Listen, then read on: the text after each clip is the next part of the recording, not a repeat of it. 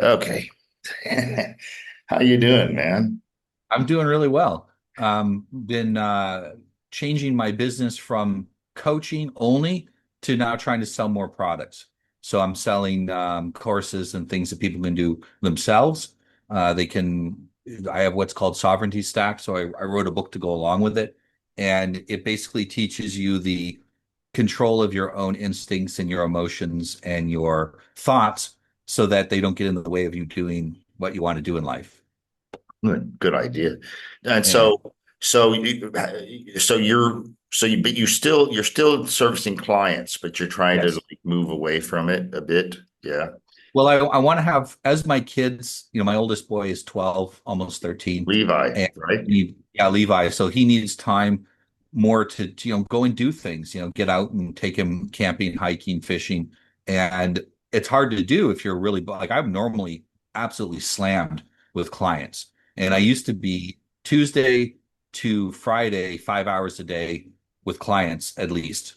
Uh-huh. And so that doesn't leave a lot of time or emotional energy left over for your kids. And And plus, so, yeah, gotta shift it. I'm a big advocate of trying to arrange your life so that you never have to be almost never have to be Yeah. in a specific place at a specific time. Of course, it's Yes. practical to say never, never, never, but I just don't do, I don't, I'm for a long time, I've never really tied income to trade time for dollars, Well, and exchange. you were really early on the idea of creating intellectual content, a property and content that you can recycle and reuse and over again. And you've been doing that since the very beginning. Like you were doing that before people said that's what you should be doing. And well, and plus, my blog has 5,500, over 5,500 now posts. And, those go back 20 some years. Google treats me pretty decently. I get, lots of hits. So I get some memberships from that. And, membership is a uh, time consuming thing. I write when I want to. And my deal is now, rather than try to figure out, is this a public post or is this a members only post, And I came up with a real simple way to do it because I don't like to try to think that way. I just write what I want to write. When I get the idea, I write it now. And then when I finish it and edit it up and everything, I hit publish. Uh, if it's a Monday through Friday, it's public. If it's a Saturday or Sunday, it's members. So it's just hit and miss, It can be a great post for the public. It can be a little cheap knockoff for members sometimes, but that's the way I do it. And so my biggest problem is figuring out what to blog about anymore. Mm. Uh, so maybe let's talk about the state of the world. I think it's like about a year and a half since we last did this or something like that. I Yeah, checked. about that. Yeah. Yeah, about Yeah, that. I see AI being the thing that's changed the state of the world in the last 18 months more than anything. And it's not actually what AI has done, it's people's reaction to it that has changed things. Uh-huh. And we have you know this, most people don't actually create value. Yeah, They go to work and they look busy. yeah. And all the people that just look busy, all their employers are saying, "Could I replace you with AI? What do you do actually here?"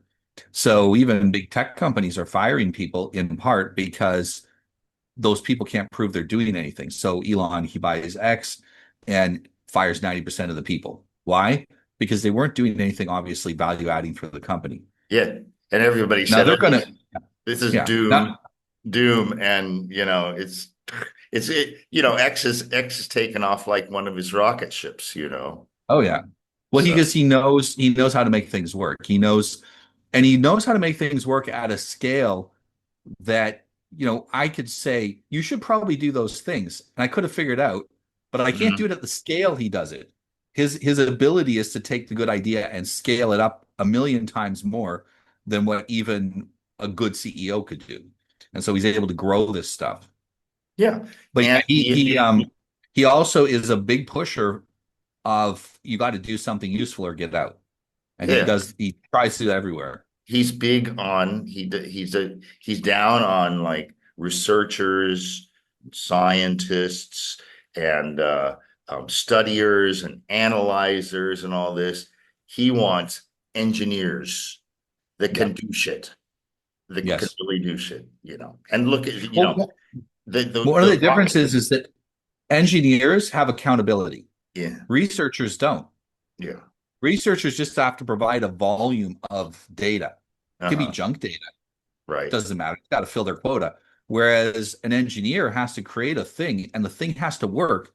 And if it doesn't work, it's very clear it didn't work. Yeah. This It rocket works or did it not go doesn't up. work. Yeah, Right. exactly. It doesn't work. Yeah.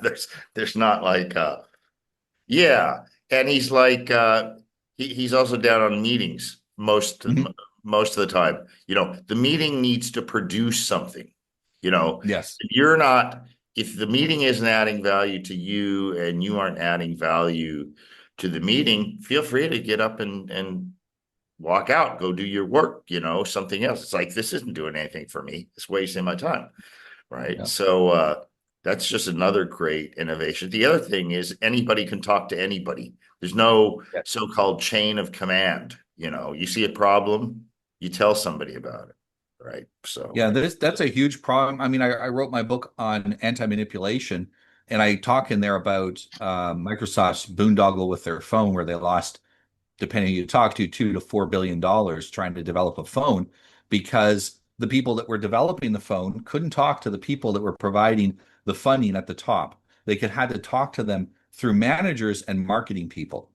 uh-huh. And because of that, the information never filtered up to the higher decision makers until Steve Ballmer comes actually out of his office and goes down and says to the engineers, "How come we don't have a phone yet?" And the engineers go, "Because we've been asked to build an impossible phone. This is 15 years from now we can build it. We can't build it now. The technology's not there." And so the project got cut eventually. And some of the ideas of the project got recycled into other Microsoft tools, but mostly it was a waste of money. And it's against what you said. If you can't, hierarchy is good for organization unless it blocks the flow of information. Yeah. And as soon as you're blocking the flow of information, you're strangling your company. That's people talk about money being the lifeblood of a company. It's actually information. Yeah. And well, you know, I had Elon saying now that he's going to have a direct phone to satellite because he has the network up there. Now he says Yeah. that should start shipping in 2 years. They have um, they essentially have everything they need. They just need to ramp up production. They've got the tech, it works. And so that's going to be pretty amazing um, to have that, you know, once that's But live. it's going to change real estate law, Yeah. real estate Oh, because you don't need to live in a big city to get big city income anymore. yeah. Oh, yeah. And well, even out here in rural Thailand, I've been out here for about 2 months, actually. Yeah, just about 2 months. And for the first month or more, um, we hadn't put in internet yet. Um, I don't really know why. It's fiber direct to the home, 300 megabit up and down, and it's 5G. And so it was like it was not a big problem for me because I just have this phone and I put it on hotspot and I can stream Netflix. I can could do anything, you know, on my computer. So that's probably going to be the way of the future anyway, you know. And in the US, a lot of people are installing Starlink. Well, all over the world, people are using Starlink, you know. And I think my dad and my brother have it, have some friends who have it, and they all swear by it. They say it's just amazing, you know. So Yeah, I know a few people who have it locally because they have a local wired internet connection, yeah, but sometimes it goes out. yeah, And so they have Starlink as a backup because it doesn't. We had a power outage here about 18 months ago that lasted for a day and a half. After 6 hours, all the internet went off because all the towers Yeah, have only 6 hours of backup battery. that's And that's so whoever had Starlink still had internet. that's exactly what I was telling my girl the other day. We had it was a planned power outage. They're doing a bunch of infrastructure stuff up here, so it'll ultimately be better. Um, and um, so it was a planned outage from 8 in the morning to 4 or 5 in the afternoon, something like that. And after a few hours, you know, no more internet, because, and I said, because they have a battery backup to do because most power outages, they come back on in, 15, 20, 30 minutes, typically. And so so you don't ever lose the cell. So that's, Well, they used to have generators at the cell towers, and the yeah. generator had 48 hours of fuel. But that's Uh-huh. very expensive for a couple of reasons. Generators are high maintenance. Yeah, yeah, yeah. They're And you've much more got than a regular. and the whole idea of a generator is it's supposed to work when you need it, Yes. right? Yeah. So you need to constantly be checking it and maintaining it and And the doing, fuel goes bad after a couple of years, no matter what you do to preserve it. So yeah, it's a lot of work, and the batteries are much more economic, while also being environmentally better from the yeah, sense that there's no leakage, there's no oil spills, nothing like that. It's just simple. But it's not as convenient because you only get about 6 hours instead of 2 days. But it is interesting to see that. Um, I saw since that happened, people getting their own backup batteries. I now have a backup battery that'll run my little internet and my rig here for about a whole day. So that really, if I, that's good. yeah, That's good. Yeah. yeah. So if I Yeah. get knocked out, I got about a day of work I can keep doing. My last one I had, it just, things would go down after a little, it did a couple hours or something like that. So it's almost not worth having it. Yeah. Yeah. Um, so back to the AI. So it is, I was fairly early adopter when ChatGPT 3, I think it was, came out. You were even customizing it right off the Yeah, bat. yeah, Like, yeah. Yeah, I yeah. got really into it, and but the thing is that I use 90% of what I use Grok for. I use Grok X's AI. Um, I have it plugged into my website with a plug-in and all of that. So what I do is I use the built-in speech to text in Mac. I just have to hit command to think and the cursor, and I just rattle off what I want to write, you know. And it's crap. The speech to text is so crap on the computers. It's just, I Yeah. never liked it because you would do something with it and it would take you longer to edit it than it would have been to just write it in the first place, hand type it. But now I can do it and I can follow the same chain of logic that I would in writing, make a long ass paragraph like this, and then I just select it and I go up to a drop down right in my editor of my blog WordPress. And I just click on that and I have a custom prompt that says correct the dictation, but make it look like Richard Nikoley's writing and blah blah blah blah blah blah. A few other things specified. And I swear to God, it comes out so close to how I'd have written it. And I can literally do that in 5 minutes where it would have taken Yeah. me 2 hours to draft that thing. Book writing. Once I'm building, I don't know if you've seen I have a recently published YouTube video. I'll put it in the video in the description to this one when I publish.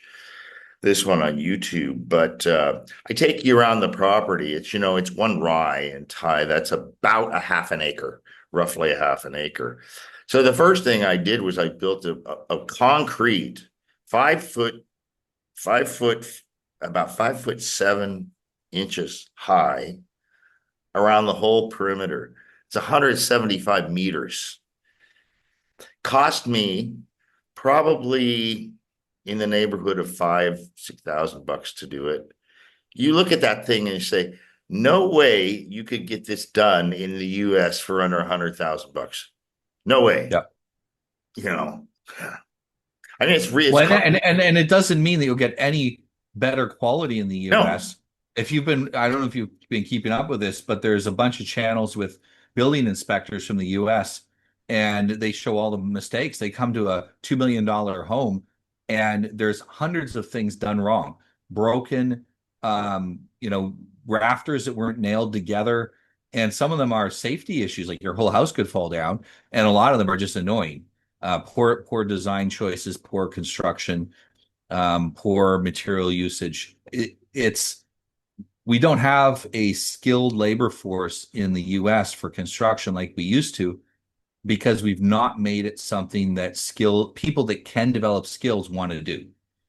I have a lot of my short little videos, both on X and YouTube, speak to this issue a lot. And because I grew up in construction. My dad was a contractor. I had relatives that were contractors. I was on job sites from the time I was 9 years old. All summer long. Full-time work. And then holidays, or if something needed to be done on a weekend. And so I know all the trades. I've observed all the trades. And so consequently, I can pretty much do most everything, even electrical. And not really big complex network kind of stuff. But simple stuff, yeah. Run some wiring for this or that, what I need, and know where to, tap it into, that kind of thing I can do. But what's interesting is that I never really thought about it that much. Okay, there's a trade. He's a carpenter. He's a concrete guy. He's a roofer. He's a plumber. He's a carpet layer. So there's two different trades: the guys who lay carpet and the guys who lay tile, and the guys who do hardwood floors. It's all Yeah. different trades. And different guys, different skill Even sets. carpentry, there's guys that do the 2x4 Framing, framing, and then there's guys that do the finished carpentry, and exactly. there's guys that do the cabinets. Yep, cabinetry, yes, yeah. And so what's interesting is here in Thailand, everybody knows all the trades. Some they know better than others, but then on the crew, you'll have a guy do this thing. But they build all the houses here with concrete block and metal framing. So there's no wood. You might have a wood door, something like that. Just and nothing structural. So all the structure, every guy, every villager out here has his little tack welder, whatever you call them, TIG welder. You know, the box you plug it in, and because they use metal framing for everything. They have the 4x4 posts, the 2x4s, one That's by certainly twos. better if you're in a place where you get bugs that'll eat up your wood, Yeah. Well, also, termites or also whatever. it's easier from my perspective. And and even like they do like wallboard, gypsum board or sheetrock, whatever you want to call it.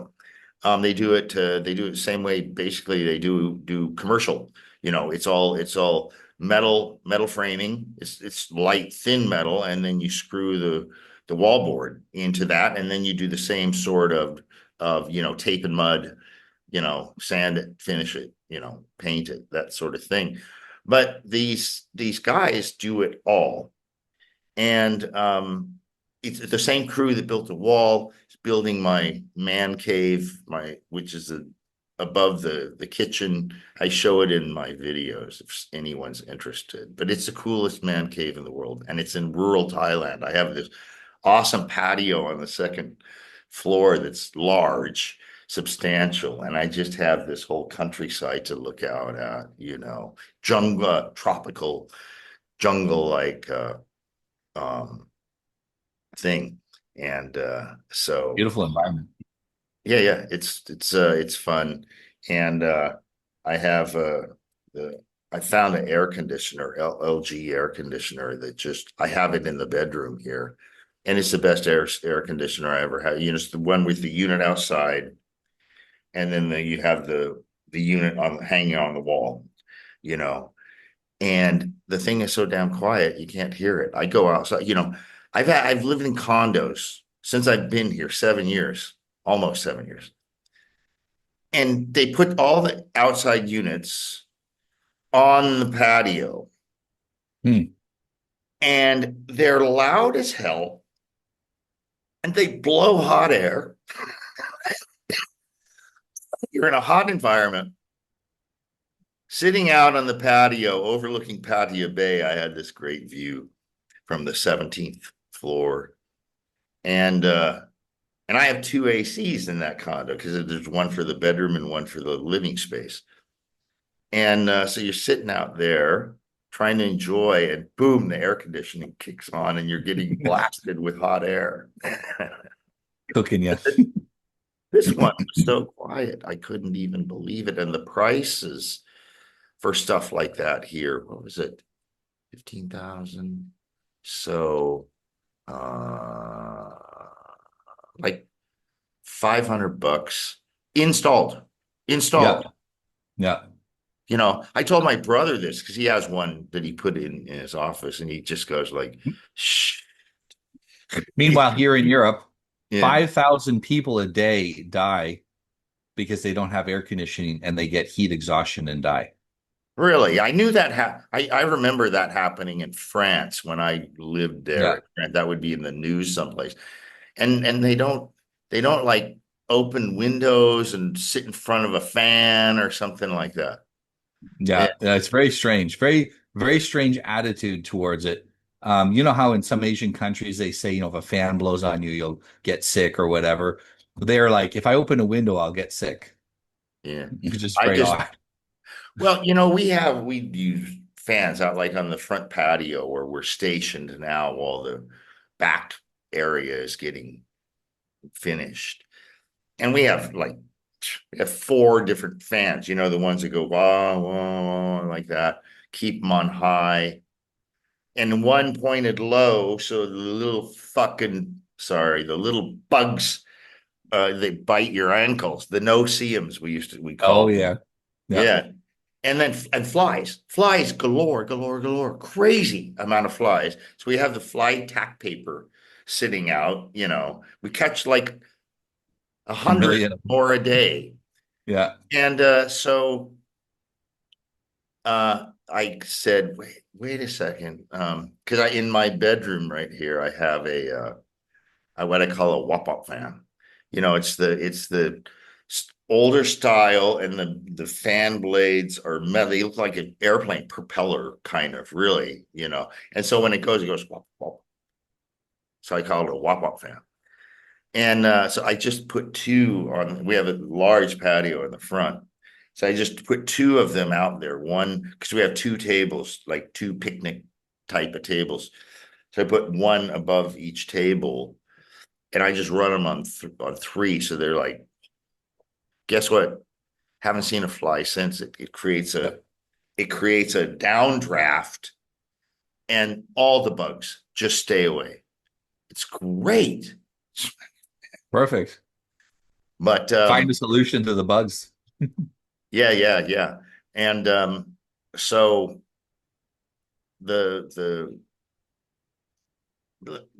revisiting AI just a little bit, um, I sense a lot of AI fatigue. Mhm. It's like it's causing people to not believe anything anymore.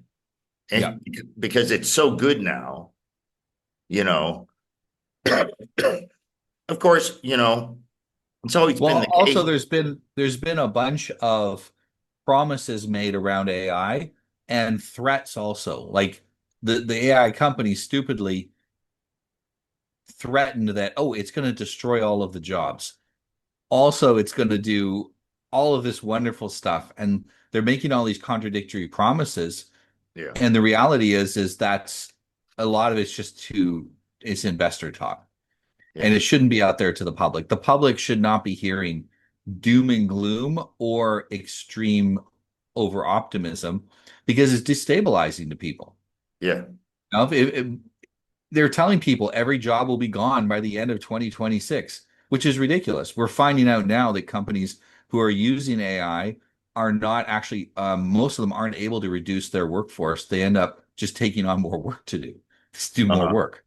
yeah, I know myself, I can get way more done with AI. That doesn't mean I work less. It just means I do more. hmm, I mean, maybe at a certain point it allows me to work less, but when we came up with modern agricultural tools, that didn't mean farmers worked less. They actually just probably worked more than yeah, medieval farmers did. They just get a lot more done. yeah. Because if they've got machines now, they can farm 10 times the amount of land, you know, Yeah. and Yeah, and, so and as far as getting rid of all the jobs, I think it was actually Elon Musk that there's an unlimited amount of things to do. yeah, It's, yeah, it's infinite. The amount of things that we could do is infinite. We just got to learn how to switch from the thing that the tool makes no longer profitable to something that is now profitable. yeah. It is now worthwhile and productive. And we don't know what we don't know. So we can say, well, based on the past, this happened in so many cycles where big something very technologically useful comes along. Um, uh, you just go down the list. Um, and then people are like, well, there goes those jobs. Yeah, but then there's more jobs, right? Yep. So uh, doing something else, using that tool. I mean, look, I mean, and every single thing has brought forth more, not less jobs. Yep. So how is AI? How is that going to play out with AI? I seriously don't know yet. It'll be obvious after it's happened. Yes, yes. So 10, why 50 didn't I years in the see future, we'll that? look back and go, well, how come they couldn't figure that out? But Well, now you can't predict what's going to happen next. one thing Not I with was confidence. one thing I was crazy wrong about back when the large language models started getting really good, you know, at doing just like the things I said, not really thinking for me. Sometimes I'll have discussions with it about something, you know, and uh, but I said, I think um, like manual like the trades that I just talked about. So that takes all kinds of dexterity and walking up ladders and doing this and that and this and that. I said, that's a long way off. Look at what the robots are doing now. It's crazy. You Yep. saw that one, the Chinese, where they're MMA fighting, Yeah. and stuff like so. The dexterity part is just even with the fingers and fine dexterity, you know, it's going to Well, be. and what I'm seeing in construction is a lot of the most backbreaking parts of the job.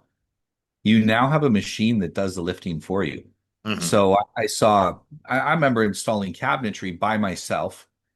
And the way I would do it is I would put a couple of slats of wood that have a little ledge on them, and then I Yeah, would hang it over top and then screw it in. This yeah, way you can do it by yourself. But now they have a machine that holds it up for you to the yeah, right spot on the right. It even balances it left to right and angles and everything, yeah. puts it in the right spot, and you just put your screws in Mhm. directly into the 2x4s behind it. And very, very fast. You can put up a kitchen in half the time. when you have essentially a helper. I do think it's going to replace unskilled labor. Yeah. Oh, And sure. Yeah. I I That's think this happening is already. yeah. I think this is actually part of the pattern we've seen is that almost every change hurts people at the bottom of the competency spectrum. Yeah. Well, it helps people at the top of the competency spectrum. And The and a lot problem is of in the West, we've been favoring people at the bottom of the competency yeah. spectrum for so long that anything that makes their life more difficult is seen as evil. Yeah, yeah. Yeah, I mean that we can go down a list there too, like fast food is obvious. Um uh Hotel cleaning staff, you know, um just on and on and on you go with you know, low skilled, no skilled manual labor. It would just be much cheaper to have a fleet of bots. Hmm. Yeah. Right now, the US is deciding whether they're going to rely on third world, cheap third world immigrant labor or automate farming. Yeah. A lot of people are saying this is a question um, of immigration, but actually this is a question of technology. What route is the U.S. going to take? Are they going to take the backward route of doing things the old way, or are they going to go through the high tech route Yeah. of automating everything? They And have if to. they go the high tech route, the economy will benefit tremendously. If they go the low tech route, will be that's what India did. India went the low tech route after they broke with the British, and Yeah. they actually prohibited a lot of things like electronic looms and things like that. And Yeah. they're still making cloth with manual looms. So their Uh-huh. economy can't take off. And the Yeah. US is going to decide is this a tech economy or is this a third world low income Correct. labor economy? And that's really what the choice is. And I don't see anyone framing it that way. Hmm. Hmm. I think, obviously the US isn't India. And so I think it will definitely be the tech way. And, there's still a lot of produce that's picked, especially like in California by immigrant labor, legal or illegal, but there's people that are willing to work for, 15 bucks a day or whatever it is they make, something like that. 50, 20 bucks a day. And but you'll get to a level of automation with AI where even that's paying too much, Yes. you know, Yeah. right?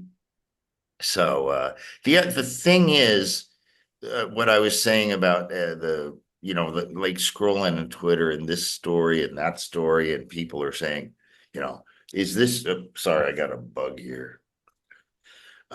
Is this true? Or and even if Grok weighs in and says, no, it's not, it's AI generated, or yes, it is.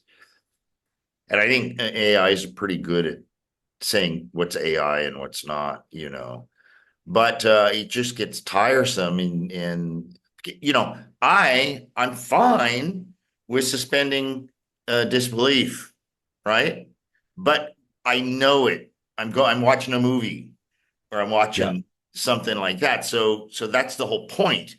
You suspend disbelief and everything. You're not being asked to believe it as though it's news, you know.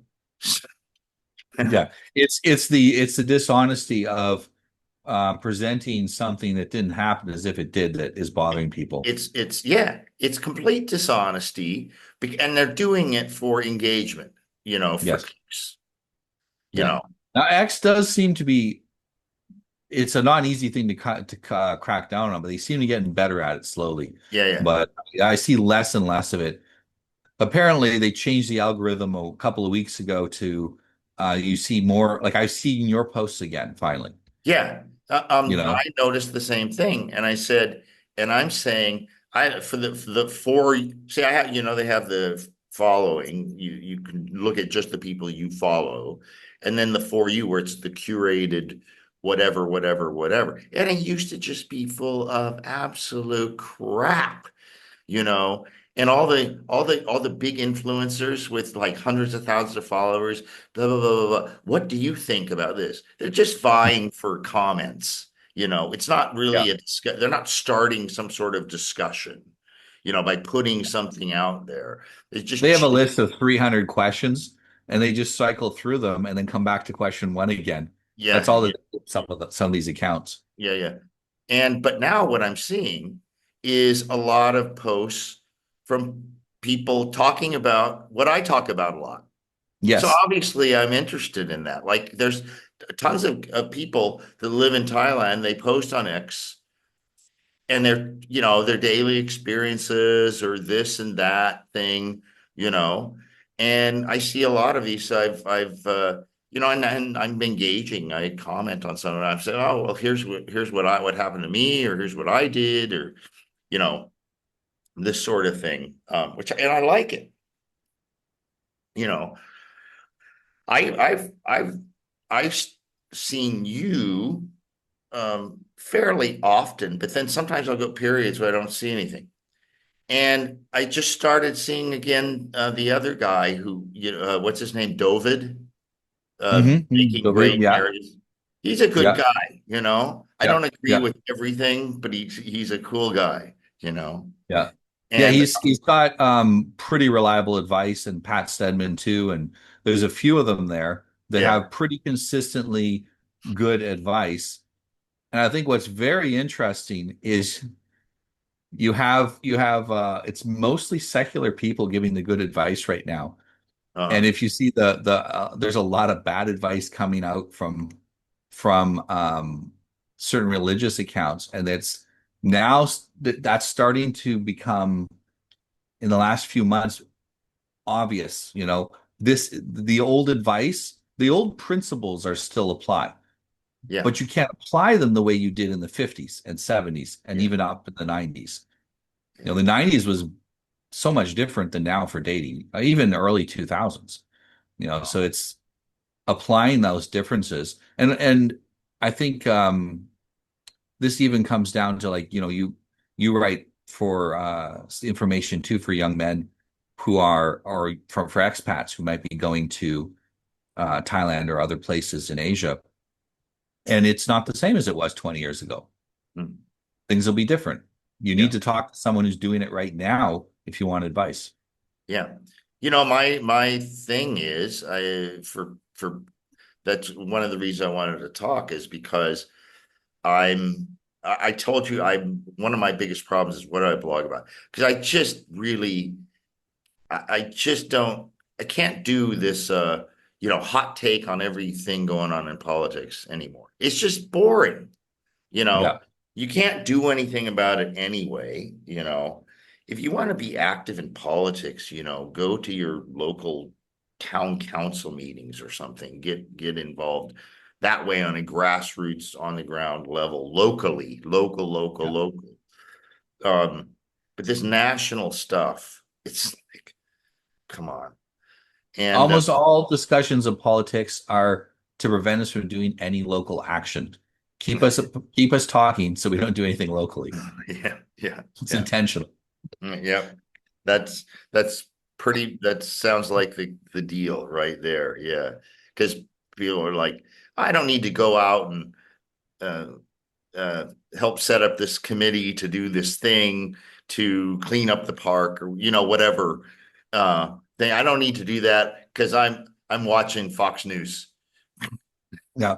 Look at the loudest voices on politics on Twitter, for example, Mm. and ask them if they've organized anything that involves three or more people politically in the last year. And they'll Uh-huh. say no, Yeah, yeah, because all they do is commentary. They don't organize people to do anything. yeah, And right now, it's if you're not organizing people to do stuff, you're not really being effective. yeah, You're being yeah. distracting. So Um, so what I've been doing, of course, I'm building out this homestead. It was going on way before, so quite a while before I actually moved here permanently. Bought a pickup truck and I can haul my motorbike and load the motorbike into the back of the pickup truck and haul it around that way. So that's my independence, kind of. You're becoming a real a country man, Yeah. Get your And pickup truck in your homestead. yeah, yeah. And my gal, she has a garden right outside off the front patio. It's got to be, let me see, 100 by 50. It's at least it's at least probably five. Yeah, I'd say between 3 and 5,000 square feet, you know. Wow. Yeah, it's a big garden. Oh, the stuff she hauls out of there on a daily basis. And it's not a big money maker, but she likes doing it, and she has all these friends around that know she grows this stuff, and they call her up and say, "Hey, can you bring me a big package of long beans? The long beans that grow like this, Hmm. about 18 inches long."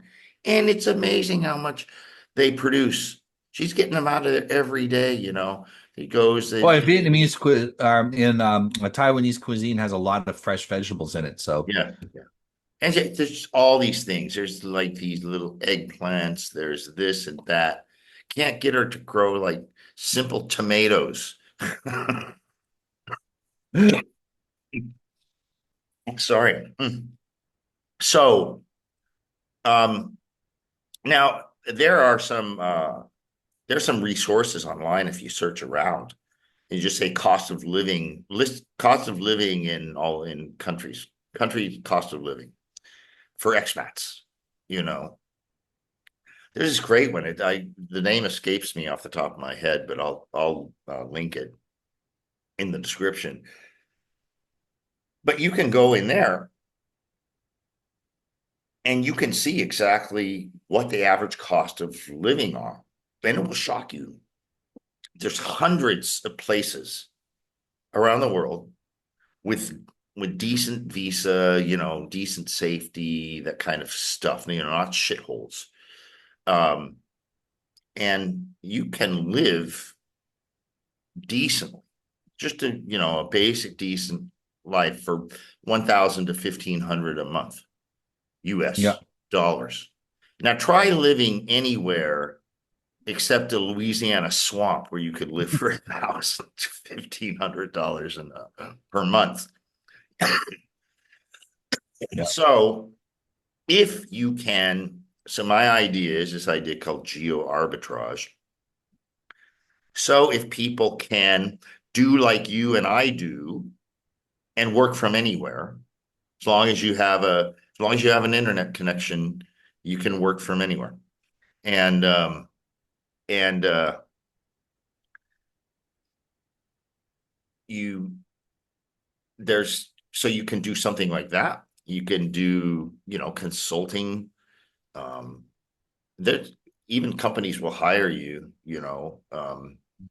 US and European companies will hire if you have an expertise, like you're an engineer. So now everything is There's digitized even there's online. even lower skilled jobs too. I have a Yeah. client, a young lady, and what she does is she monitors she works for a medical company and she monitors the incoming invoices for people Mhm. telling them, hey, you got to pay us money. And Medical then she tries to figure out, is this real or not? billing. If Yeah. it's real, she sticks it in the list to be Yeah. paid.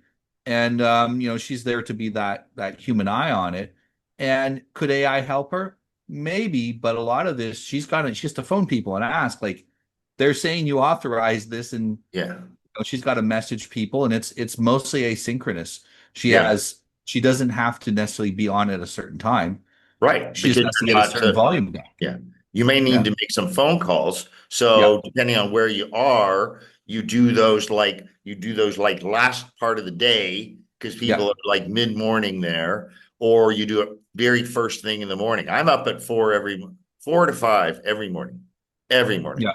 Monday through, and here in Thailand operates Monday through Sunday, the, except for Thai holidays, you know, um, and which there's a number of them, throughout the year. But people aren't much on weekend, kind of stuff. My workers work 7 days a week. Consequently, I never know what fucking day it is. Is it Monday? Is Friday? I don't know. I have to go to look at my phone. Oh, it's Wednesday.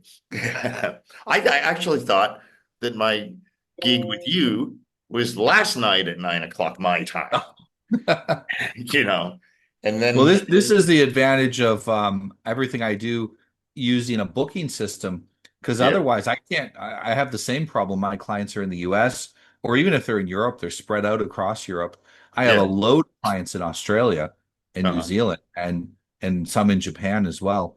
And so they'll, when they're messaging me, I'm like, what time is it for you? It's nighttime. Well, it's morning time for me, and vice versa. So yeah, it's the world all exists on one clock nowadays. It's not like it was 20 years ago. 20 Yep, years ago, there wasn't online jobs. There yep. wasn't the opportunities that exist today. Hmm. It is really the golden age for young guys to go out and have adventure. Well, another thing that you can do in a lot of countries, if they're not English speaking countries, like in Thailand, teaching English is big. Yeah. So there's two ways to do it. You can do it online.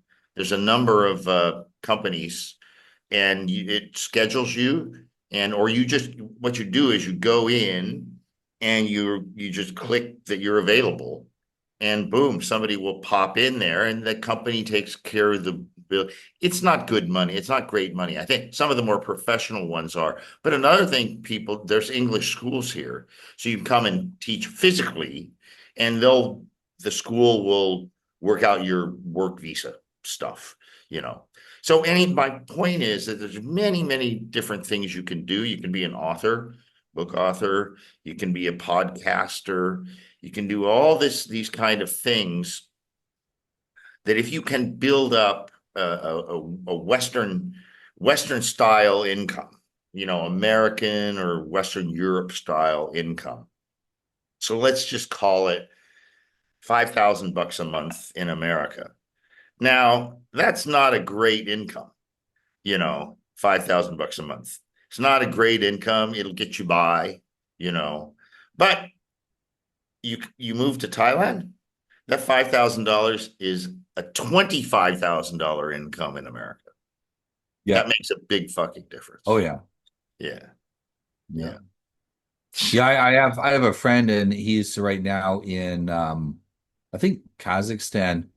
But what he did there is he just runs tourism stuff for Hmm. Westerners that want to go there. If someone wants to go to Thailand, for example, if you want to go to a typical tourism spot, you just go and buy a ticket and you go. If you Yeah. want to go have a venture, and that's what people want to do now. They don't want to go to the tourism spot where everyone else goes. I want to try something different. I want to try something unique. Well, then you're going to want a guide and preferably somebody involved in it that speaks English, knows what your expectations would be. So there's all kinds of opportunities for young men that want to go on these kinds of adventures, or people who want to retire there, like you're doing. Yeah. There's a lot of opportunities. Yep. Yep. Yeah. So the typically there are a lot of expats come here to, start a restaurant or have open a bar, stuff like I think that. that's like just to have a job where you'll get to socialize. I don't know if it's to Yeah. make money. It I've always called that stuff, it's buying yourself a job, and you Yeah. have to be there at you have to watch over, or they'll steal you blind, so you have to watch over that stuff. Other guys do some more sophisticated stuff, like they buy a boat, and so they do these charter fishing excursions or party excursions, those kinds of things. And That's nice. If you want to take a week off, you can. You just park the boat and yeah. Yeah, one thing I've thought about doing is, because I'm now on my second time building a house out here, and I can get it done even I don't speak Thai. I draw lots of pictures, and once the guys start looking at each other and nodding, then I know they understand, yeah. Yeah. Well, that would actually, that's a good, someone's a foreigner and they want something built in Thailand.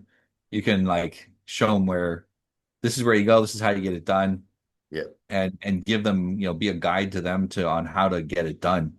Because I think people are mostly afraid of tradesmen. It's almost like there's nothing and then there's something. It's like magic. I And could, so knowing how to interact with them is important. I could with my same crew, I could build houses on a speculative basis, and then you put them on the market when Hmm. you're done. Now I can't buy land, but I can lease it. So you can do 30 leases renewable for 30 years, and you do whatever you want with it then. But then if I get Thai people to buy it, then they can just it can be convertible to a sale, blah blah blah blah blah. It's just a matter of what kind of contracts you put in place um, from the start.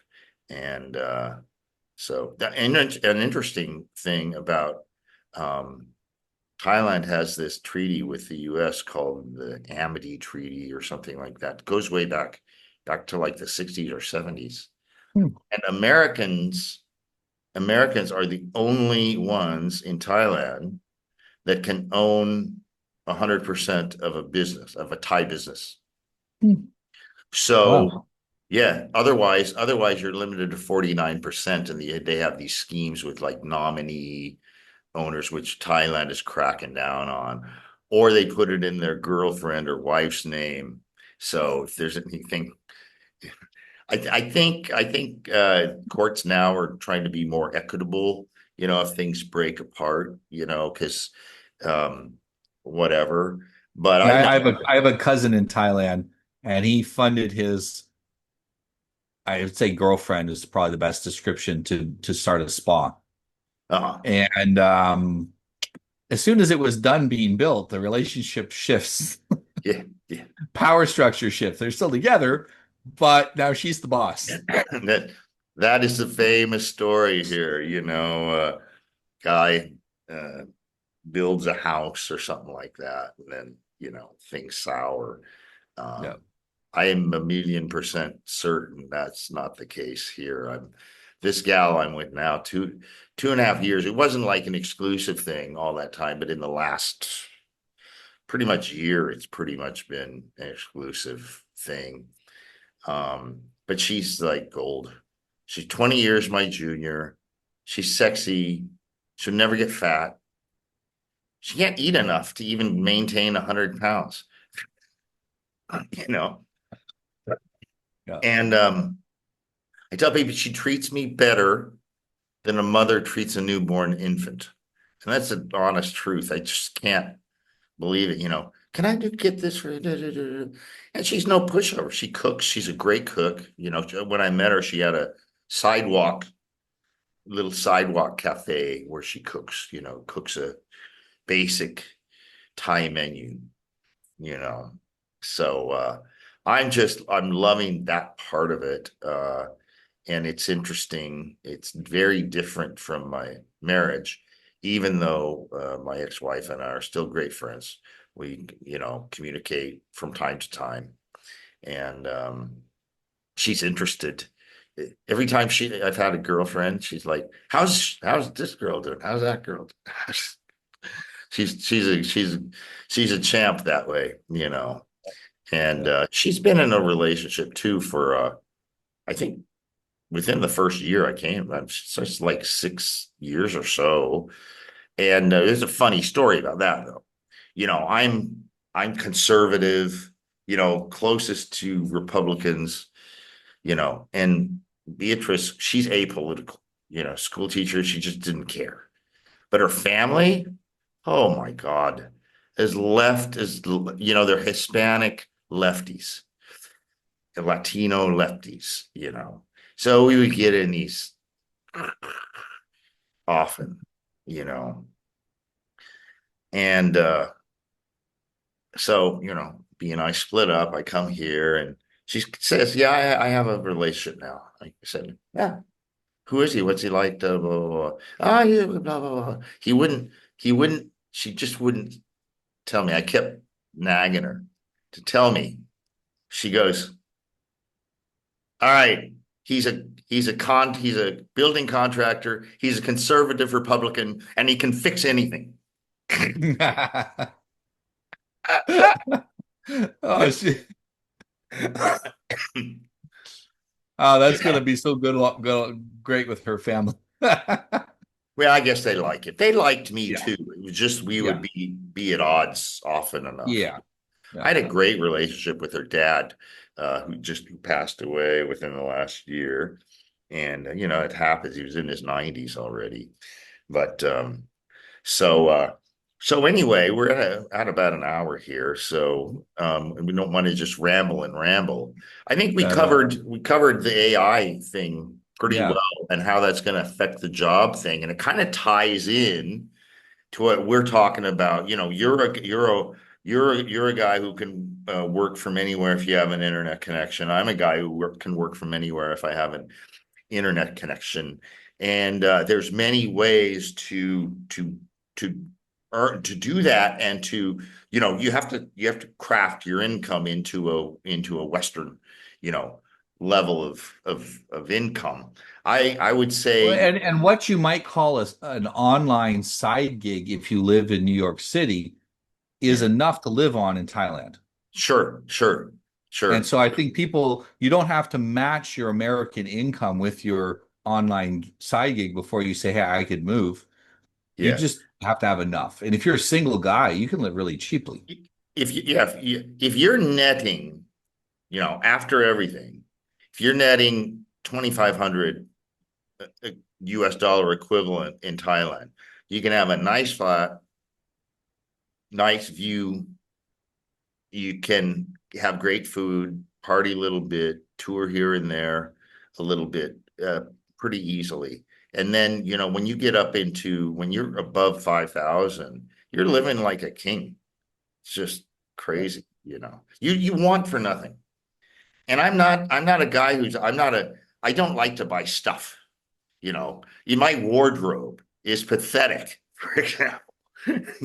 I have shorts and tank tops and a few of these shirts. That's it, you know. Yeah.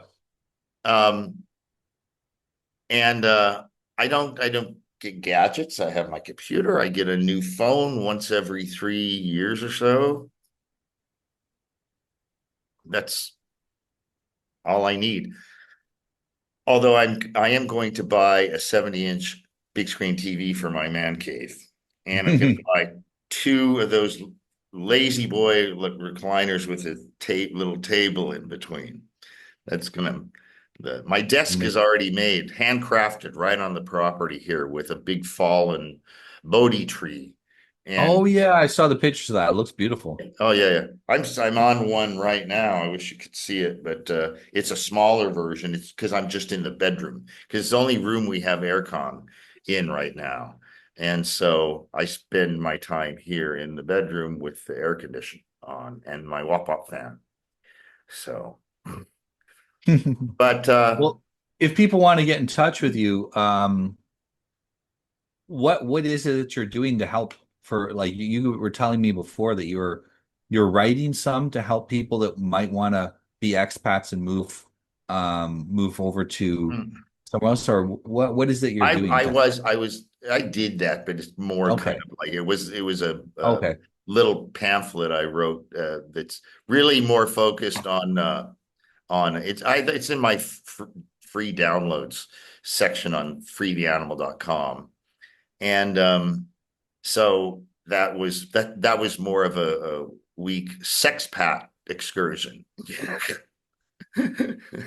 So, but I never really took that up. I had Hmm. some inquiries, but I never really booked anything with it. And I just said I leave it up there. I have one about how that's useful for guys who live here is how older dudes attract younger Thai women, where it's not strictly transactional arrangement. Like you're looking for a longer term relationship. So, um, but I never considered doing the coaching or any kind of thing like you do because I just don't want to. I hate calendars. I hate schedules. I hate having to be somewhere at some specific time. you know. That this on the other way around, like this, where we're getting together for a chat that I'll publish, that's shit I look forward to. But I don't have to do it 5 hours a Yes. Yeah. day, you Yeah. know. I mean, there are podcasters that are podcasting 5 hours a day, I and they burn out. Yeah. And I can't listen to, Yeah. sometimes I like Joe Rogan. I like his show, but I maybe I'll scroll through his whole list of videos now and then. I'll say, "Oh, I want to listen to Brett Weinstein," or something like that. And he's had a few on that I really liked. The Mel Gibson interview is incredible. Joe Rogan, it was maybe 6 months ago or something like that, and that was a great one. But so that or somebody, there's a lot of chatter about it, so it's like, okay, I want to check this out. But otherwise, these guys, it's like I can't. And there's bloggers that put out like pretty substantial pieces virtually every day. And Yeah. having done it myself, that's just mind crushing. You Oh just yeah. you burn out, man. You can't think straight. Yeah. Start Yeah. drinking a lot. Yeah. I think they need a team too, because I can't see how you can do that as a single individual.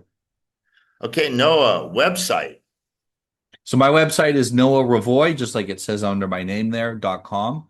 And I have a couple of things there. I have my books, such as my anti-manipulation book. So you can learn how to protect yourself against manipulators. I've been looking at that over your head as we've been sitting here talking, and just the way it's a little bit blurred out, it kept looking like mansplaining. I thought, well, that's a good name for a book. Mansplaining is the opposite of manipulation. You're telling it Yes. exactly how it is. And then I also have a new book I wrote called Sovereignty Stack. So Uh-huh. it's aimed at young men who are finding that the world is very difficult for them because they feel blocked by their own impulse regulation issues or emotional issues and whatnot.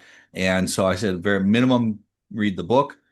I'm going to give you a coupon code that you can put under this call or under this chat so that your viewers can get the book for free, a PDF of the book for free. And take a look, read the book. It explains how to control your impulses, how to control your emotions, and how to control your thoughts in a way that allows you to accomplish whatever it is that you will. And so once you know how to do it, if you want to go farther, I have a course that people can take. And the course takes about a year and trains them how to have that mental discipline and that mental toughness. And I call it the adult competencies. It's basically what you need to be a full adult. When we met in Poland to speak at the 21 convention, you had a course, I believe it was, on Yeah. agency. Yes. I had a course on agency, and I'm still offering my course. The course has to be done one-on-one with the clients. Okay. But then I have the sovereignty stack for people who can't afford the one-on-one. It's a lot less expensive to go and take the digital course, and it covers many of the same things. But it starts at I assume with agency that the person already has a certain level of agency to learn about agency, and Yeah. this starts at a lower level. That's why it Okay. takes a whole year to go through it. So Yeah. you need some agency to learn. It's You the need old a catch modicum 22. Yeah, exactly. of agency. Exactly. Well, okay. It's always a pleasure, Noah. We'll It's do it wonderful to again see you, Richard. sometime, I'm sure. Yeah. And we can get together, in a year or so and Hmm. and see how we did predicting how everything was going to go. Yeah. I predict there will be no AI apocalypse, No, I and don't that either. I it'll never just thought fade that. into the background. It'll just kind of fade into the The, background. the best guy, I think, everybody has their favorites. My favorite guy talking about AI is Mark Andreessen. Hmm. You know who he is? The Hmm. founder of, yeah, okay. Founder of Mozilla Firefox way back, way back, way in the back days. But he's a oh, and his interviews on Joe Rogan are great too. But anyway, so All It's right. been awesome. And I'm really happy that you're enjoying yourself there in Thailand and everything is going so well for you. That's awesome. Yep. It's really good.